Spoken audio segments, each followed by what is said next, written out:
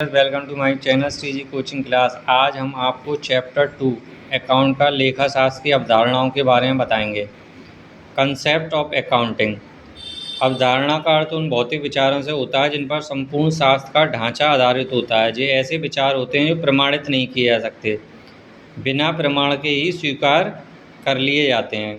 तो इसमें सबसे पहला हमारा आता है मुद्रा माप की अवधारणा, मनी मेजर कंजनमेंट।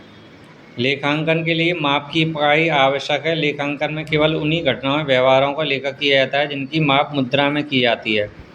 तो हम आपको बता देते हैं, अकाउंट में हम जब जर्नल वगैरह पास करते हैं, लेजर पास करते हैं, तो उसमें हम किसी का व्यवहार, अच्छाई, ये किसी भी चीज़ की बारे में नहीं बताते हैं, केवल इनकम शो करते हैं। जैसे किसी योग्य कुशल प्रबंधक के जाने पर संस्था को होने वाली हानि का आकलन नहीं किया जाता है। चालू व्यवसाय की अवधारणा। लेखा पुस्तकों में व्यवहारों का लेखा उस आधार पर किया जाता है कि व्यापार लंबे समय तक चलता रहे और बंद नहीं होगा। यही कारण है कि जब वर्ष समाप्त और अंतिम खाते बनाए जाते हैं तो अद्यत व्ययों पूर्व व्ययों का लेखा किया जाता है और उपार्जित आय अनुपार्जित आय को भी लेखे में शामिल किया जाता है। चालू व्यवसाय की अवधारणा का अर्थ ये होता है कि हमारा जो बिजनेस है वो लॉन्ग टर्म के लिए चलेगा, और जब व्यापार चलेगा तो हमको हमारा जो बकाया है या हमें जो लेना है वो सारे लेन देन भी हम समायोजित करते हैं। इसलिए एक वर्ष के जितने भी लेन देन हैं उसमें हमने जो भी पूर्वदत्त और अद्यत हैं उन सभी को हम शामिल करते हैं।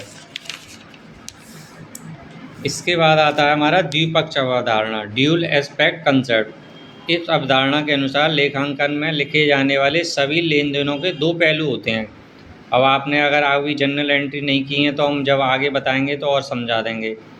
तो अकाउंट में हमारे दो खाते प्रभावित होते हैं, एक तो ऋणी और एक धनी। तो इसीलिए इसको हम ड्यूल एस्पेक्ट कंसेप्ट कहते हैं।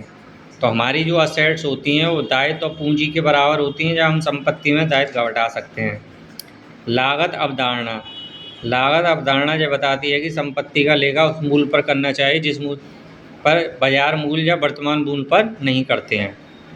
पूंजीगत तथा आयगत व्यवहारों का हम लेखा करते ही हैं।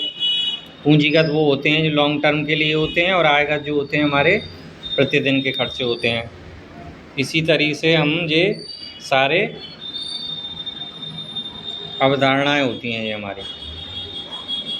Thank you very much. अब तो पढ़ी